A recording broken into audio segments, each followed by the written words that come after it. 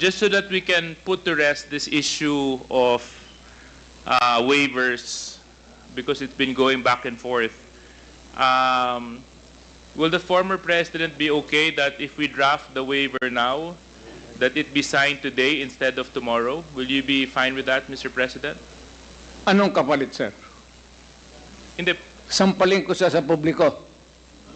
hindi, wala naman. Ngayon na. Wala pong ganunan. Mr. Chairman. I'll give you, sasampalin ko sa Mr. Chairman. Session suspended. Session suspended.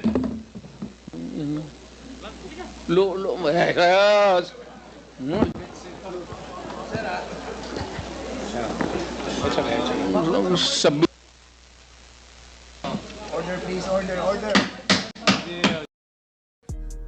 Good day po sa lahat. A lot of people have been asking me kung dapat bang pumirma ng bank secrecy waiver si former President Duterte. Ang sagot ko naman sa kanila ay yes. Kung wala naman talagang itinatago si Digong, he has become morally obliged to sign a waiver in order to dispel once and for all the accusation na meron siyang tagong yaman. Billions at that. After all, kinol na niya ang hamon ni Trillanes. Pero gayon pa man, sa kaso ni former President Duterte, hindi po siya obligado pumirma ng bank secrecy waiver. Wala pong batas na nag-oobliga sa kanya dahil ang pagpirma ng waiver is a voluntary act, meaning walang sapilitan. And another point, ang hindi pagpirma ng waiver ay hindi admission of guilt or wrongdoing. Hindi natin pwedeng sabihin na, may tagong yaman pala talaga si Digong dahil ayaw niya pabuksan ang mga bank accounts niya. Gaya ng sinabi ko na in my previous videos, every person is presumed innocent unless proven guilty in a court of law. Kahit na gaano pa kakriminal ang tingin natin sa isang tao, at kahit na talagang may tagong yaman ang dating presidente, korte lang po ang makakapagsabi kung guilty siya o hindi. And it should be through a conviction by final judgment. Pwede pang umapila ang isang convict all the way up to the Supreme Court kahit na nahatulan na siyang guilty sa mababang hukuman. The burden of proof is on the accuser to prove his accusation. Nasa nag-aakusa ang pasanin o responsibilidad na patunayan ang kanyang paratang. Wala pong obligasyon ang inaakusahan na patunayan na siya ay inosente. Again, uulitin ko, lahat tayo ay may karapatan to be presumed innocent. The duty is on the accuser to overcome that presumption by proof of guilt beyond reasonable doubt. Pero may mga instances ba na pwedeng buksan ang bank account o bank deposit ng isang depositor kahit ayaw niya pumirma ng waiver? The answer is yes po.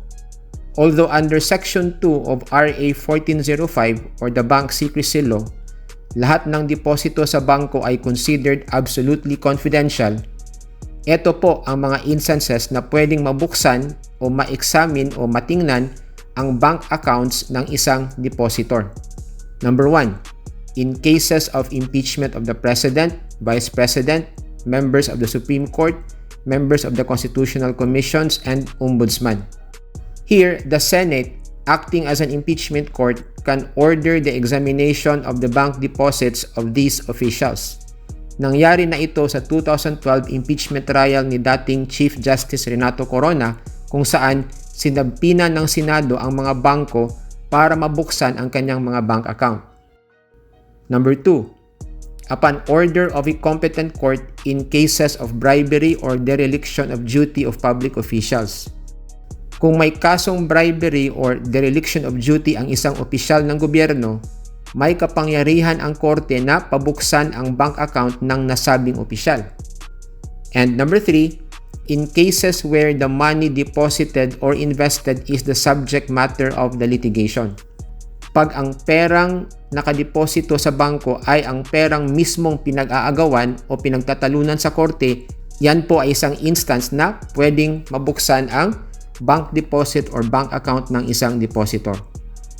Now, maliban sa bank secrecy law, may ibang mga batas at Supreme Court jurisprudence na dinagdagan ang mga instances na pwedeng buksan o tingnan ang bank accounts or deposits kahit na walang pahintulot o waiver from the depositor. Ang ilan po sa mga ito ay number 4, upon order of the court in plunder cases. Ito po ay dinesisyonan ng Supreme Court in the case of Ejercito versus Sandigan Bayan. Number 5, in cases of investigation by the Ombudsman under Republic Act 6770 or the Ombudsman Act of 1989. Number 6, in cases of unexplained wealth of public officials. Number 7, with respect to violations of the Anti-Graft and Corrupt Practices Act or Republic Act 3019.